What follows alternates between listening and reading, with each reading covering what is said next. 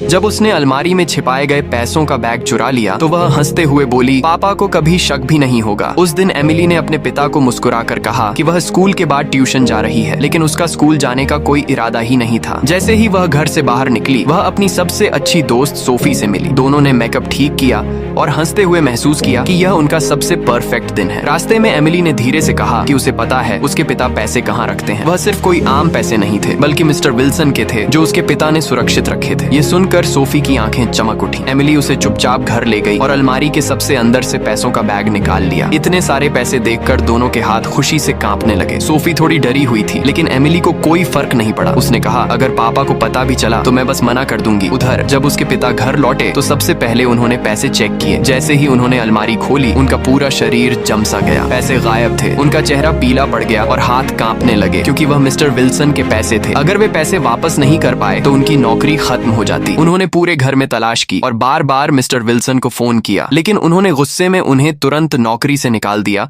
और पैसे लौटाने को कहा। उनके पिता वहीं खड़े रह गए, जैसे सारी ताकत खत्म हो गई हो। उधर एमिली और सोफी बाहर उन पैसों से मजे कर रही थीं। उन्होंने कपड़े, मेकअप और कई चीजें खरीदी। हंसते हुए बोली कि पापा को अभी तक कुछ पता नहीं होगा। शाम को सोफी ने कहा कि अब घर लौट जाना चाहिए। दोनों ने अगले दिन फिर मिलने का प्लान बनाया और अलग हो गईं। लेकिन जैसे ही एमिली मुड़ी, उसने देखा एक लंबा सा साया स्ट्रीट लाइट के नीचे खड़ा था। वह उसके पिता थे। उनकी आंखों में गुस्सा नहीं था, सिर्फ गहरी निराशा थी। वह धीरे धीरे उसके पास आए और भारी आवाज में पूछा, तुम कहाँ थी? एमिली घबरा गई, लेकिन झूठ बोलने लगी। उसके पिता ने उसके हाथों में शॉपिंग बैग देखे और धीरे से कहा, मुझे पैसे दे दो, वो पैसे मैं कभी वापस नहीं कर पाऊंगा। एमिली पीछे हट गई और फिर भी मना करती रही। घर पहुंचकर उसके पिता ने दरवाजा बंद किया। उन्होंने न तो उसे मारा, न ही चिल्लाए, बस एक एक करके सारी चीजें टेबल पर रखने लगे। लिपस्टिक, कपड़े, झुमके, हर चीज उस चोरी के पैसों से खरीदी गई थी। जब उन्होंने उसे मैसेज दिखाया कि उनकी नौकरी चली गई है, तो एमिली का चेहरा सफेद पड़ गया। लाल आंखों से उन्होंने पूछा, तुम जानती हो मैं क्या खोने वाला हूँ? तभी एमिली टूट गई। आंसू उसके चेहरे पर बहने लगे। वह सच बताने ही वाली थी कि अचानक दरवाजे पर जोर से दस्तक हुई। मिस्टर विल्सन खुद वहां